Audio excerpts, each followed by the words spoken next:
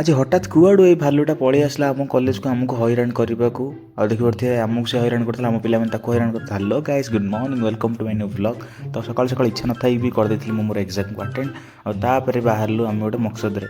ମକସଦଟା କ'ଣ, ଆଜି ହେଉଛି ଆମ ରାହୁଲର ବର୍ଥଡ଼େ। ଆଉ ରାହୁଲର ବର୍ଥଡ଼େ ପାଇଁ ଆଜି ନିଖିଲ ମୁଁ ସମସ୍ତେ ଆମେ ଇଏ କରିକି କେକ୍ଟା ଦେଖିପାରୁଥିବେ ବର୍ଥଡ଼େ ବଏ ରାହୁଲ। ଆଉ ତାପରେ ଆମେ ସ୍ୱାଧୀନ ସମସ୍ତଙ୍କୁ ଡାକାଡାକି କରିକି ଆଣିକି କେକ୍ କାଟିବା ପାଇଁ ସବୁ ଆରେଞ୍ଜମେଣ୍ଟ ଚାଲିଲା।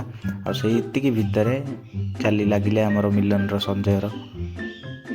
ତାପରେ ଷ୍ଟାର୍ଟ ହେଇଗଲା ଆମର ବାର୍ଥଡ଼େ ସେଲିବ୍ରେସନ୍। ବାର୍ଥଡ଼େ ସେଲିବ୍ରେସନ୍ରେ ପ୍ରଥମେ କ୍ରାକର୍ସଟା ଲଗେଇଦେଲୁ। କ୍ରାକର୍ସ ଲଗେଇ ସାରିଲା ପରେ ଯେତେବେଳେ ହ୍ୟାପି ବାର୍ଥଡ଼େ ଟୁ ୟୁ କହିବା ଷ୍ଟାର୍ଟ କରିଛୁ, ଦେଖିପାରୁଥିବେ ଆମ ପିଲାମାନେ କେମିତି ତା ଉପରକୁ ସବୁ ଝାମ୍ପି ପଡ଼ୁଛନ୍ତି। ଯେମିତି ଗୋଟେ ହରିଣକୁ 100ଟା ବାଘ ଯେମିତି ଝାମ୍ପନ୍ତିନି, ସେଇଭଳିଆ ଦେଖିପାରୁଥିବେ ତା ଅବସ୍ଥାଟା କେମିତି କ'ଣ। ଏପଟେ ଦେବା ତାକୁ ପାଣି ଢାଳି ସାରିଲାଣି ତାକୁ ଟୋଟାଲି। ଆଉ ସିଏ ତାପରେ କେକ୍ଟା କାଟିକିରି ଜଣଙ୍କୁ ଗୋଟେ ବାଇଟ୍ ଖୁଇବାକୁ ଯାଉଥିଲା, ଦେଖିପାରୁଥିବେ ମିଲନ ତା ସହିତ କ'ଣ କଲା। ଓହୋ ହୋ କି ଦୁଃଖ। ଆଉ ଏପଟେ ଶକ୍ତି ଆମର, ଓହ କି ବଢ଼ିଆ, କି ବୁଦ୍ଧି, ଫାଲିରେ ତାକୁ ପୁରା ଘଷିକିରି ତା ଇଜ୍ଜତ ମହତ ସବୁ ସାରିଦେଲେ। ଆଉ ଦେଖିପାରୁଥିବେ ତାର ଲୁକ୍ଟା ଟୋଟାଲ୍ ଭାଲୁ ଭଳିଆ କରିଦେଲେ ଯେ, ସେଥିପାଇଁ ଏଇ ଭାଲୁଟା ଆଜି ଆମର ଗିଫ୍ଟକୁ ପଳେଇ ଆସିଛି ଚନ୍ଦକାର ଲୁଚିକି। ଚନ୍ଦକାର ହାତୀ ରୁହନ୍ତି, ଦେଖିଲା ବେଳକୁ ଗୋଟେ ଭାଲୁ ଗୋଟେ ଥିଲା ୱାନ୍ ପିସ୍ଟେ ଲୁଚିକି ପଳେଇ ଆସିଥିଲା।